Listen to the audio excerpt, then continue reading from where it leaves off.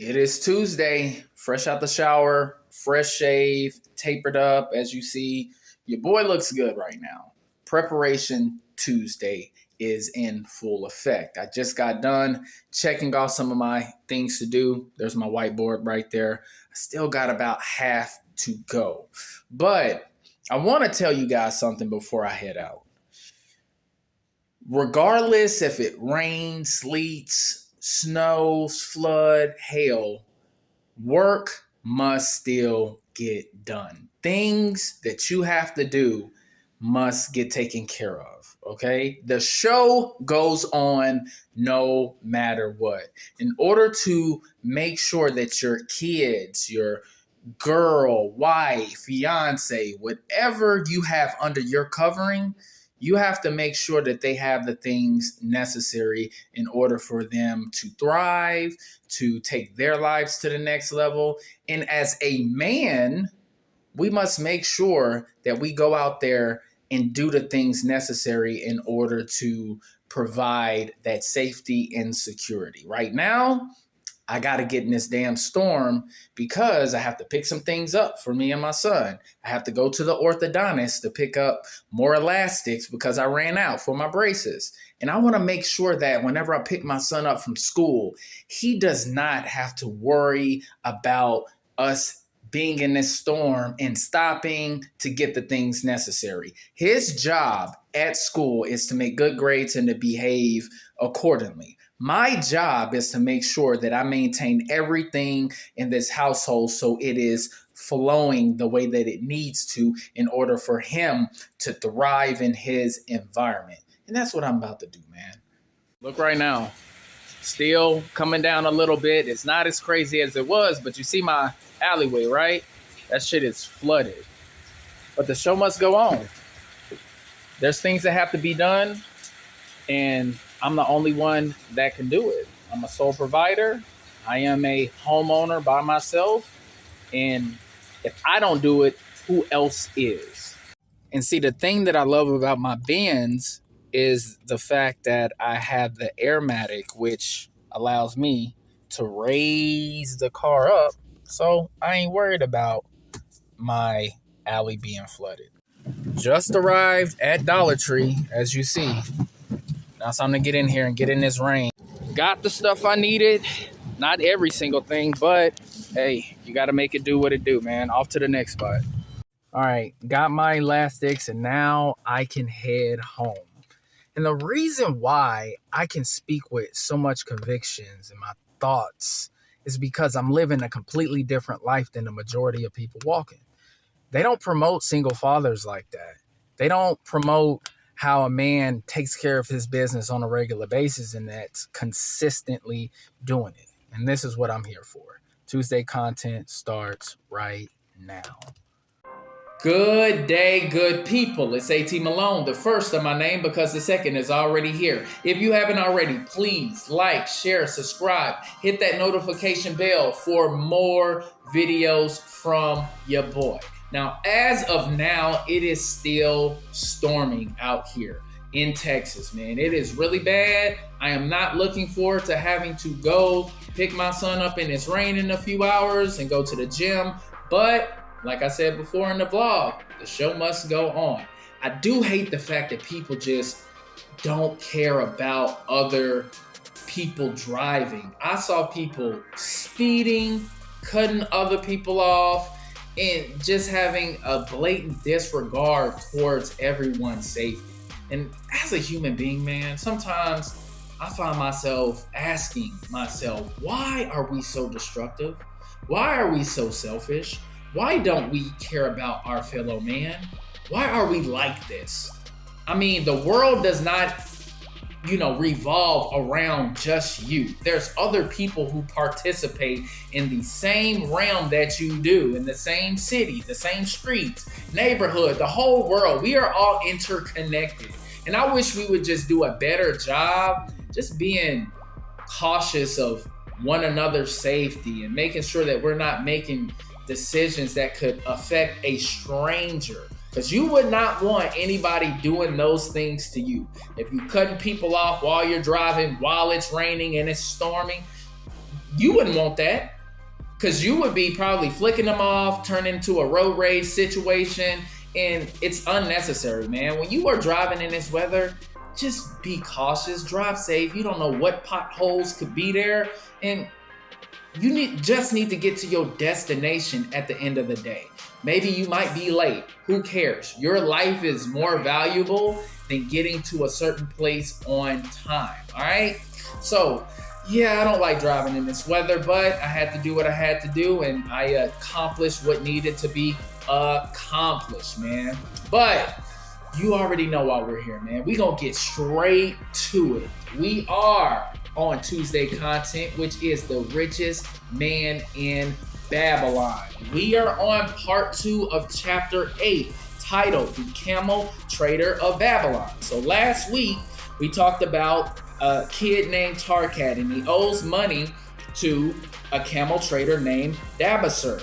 He, takes him to an eating house. He tells him this story about when he was a slave and his experiences as a slave. So we are going to pick up from where we left off last week, and we're going to continue this story. So over a year, he was a slave and lived with slaves, but he refused to act or mingle with slaves. So one day, Sarah, who was one of the master's wives, asked him why he sits in the tent alone in the evening instead of mingling with the other slaves. His response was this. He says, "I don't have a soul of a slave." She says she too has to sit apart from the other wives due to the fact that she can't bear children and she was bought, so she feels like a slave as well.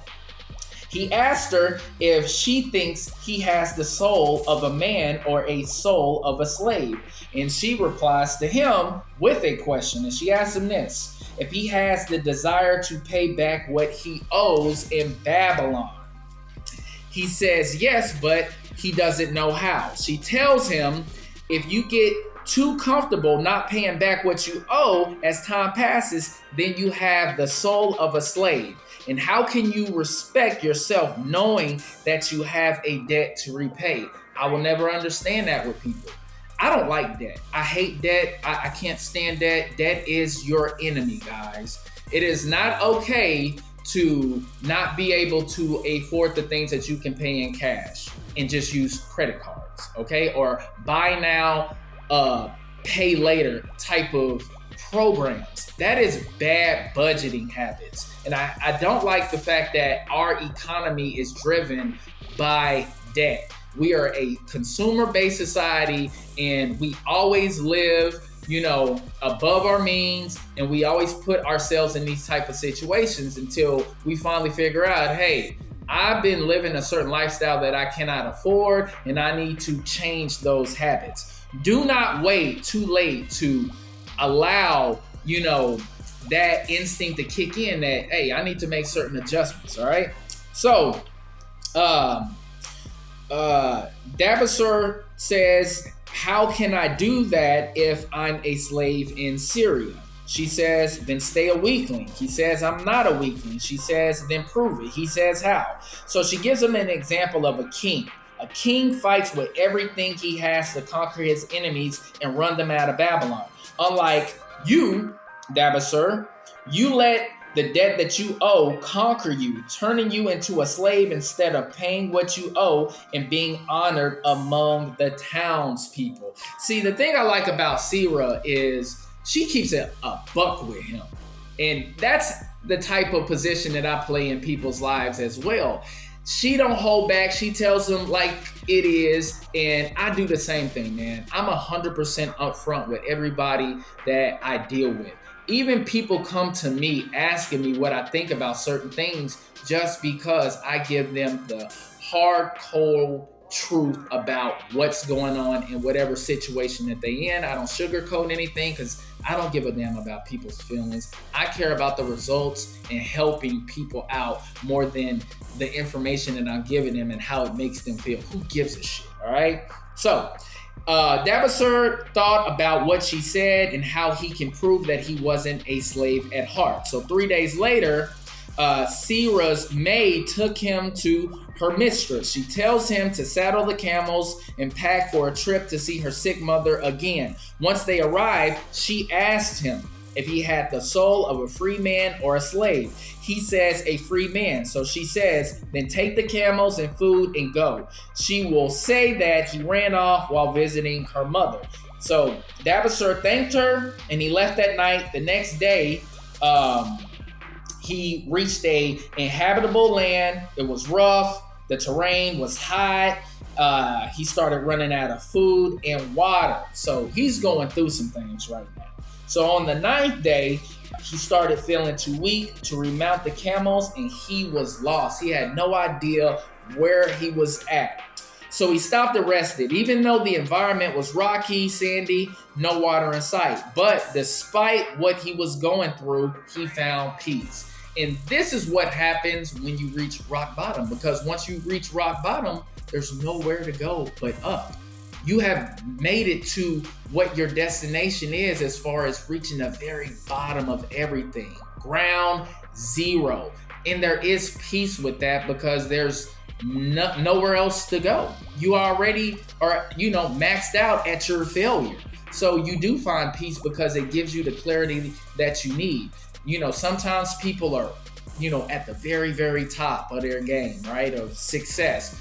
But at times you will hit the very bottom. So you know what it is to be up here and to be down here, all right? So the question that still remained in his head is, does he have the soul of a free man or the soul of a slave? Then he thought about his actions in Babylon and how he ran away from his creditors and how he allowed his wife to go back to her father. And that kills a man's pride right there. When your woman leaves because of what your actions were, you have nobody but to blame but yourself, all right? So then reality hit. He started seeing the world in a different color and decided to go back to Babylon and face all the people he owed money to and vow to repay them and make a home for his wife.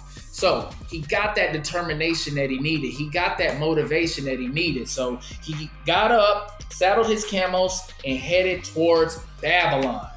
So he eventually found water, grass, and fruit, and then found a trail to Babylon. And I like this quote that stuck out to me. It says, because the soul of a free man looks at life as a series of problems to be solved and solves them.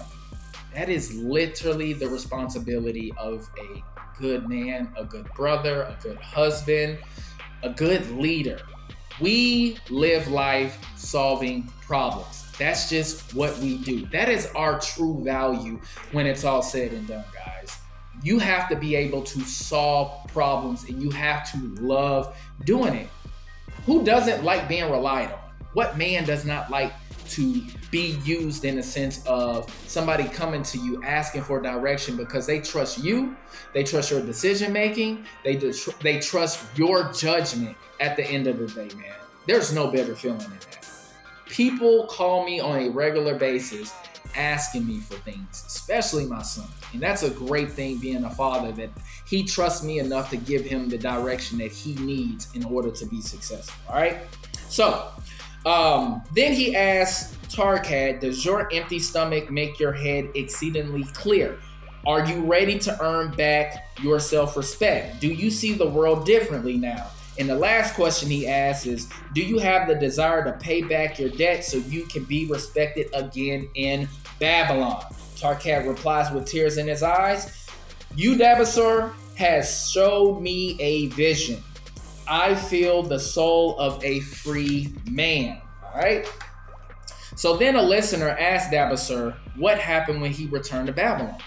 Dabasir replies that he went to everyone he owed. Some met with him, some didn't. He begged for their indulgence until he could earn enough to pay them back. Even Mathan, we know he's the gold lender of Babylon. He used his connections to link him with a camel trader and utilized Dabasir's camel tender background to go on expeditions for the king. So gradually, he was able to pay back his debt and he restored his reputation. So then Dabasir they're still at the eating house. He ordered more food, but this time he ordered food for Tarkad. And he's basically giving Tarkad, he's throwing him a bone, man. Because sometimes, we reach rock bottom, and if you have good people in your life, they are going to reach out to you and lift you up. You got to pay it forward, man. I don't like seeing successful people forgetting where they come from and not helping the people who helped them get to where they're supposed to be. They don't bring them up with them. I'm not going to be that type of guy. Anybody who has helped me that I'm still on good standing with, once I reach a certain level in life, I'm bringing everybody with me. Nobody is getting left behind besides the ones that have been disloyal to me. Because yes, I do have a vengeful spirit. I will not lie about it. If you are kicking me while I'm down, I'm going to remember that shit.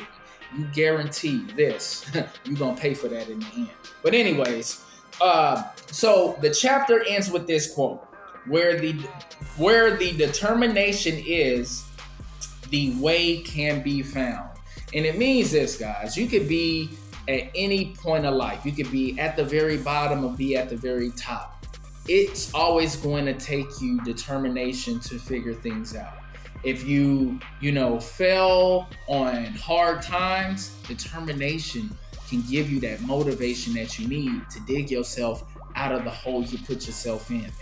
We all need that determination every single day in order to move forward in life, all right? Well, that is the end of Tuesday's content. We are moving over to chapter 9 next week. I appreciate everybody watching, and don't forget to like and subscribe, hit that notification bell, because I enjoy doing this Tuesday content. Matter of fact, I enjoy doing all of my content.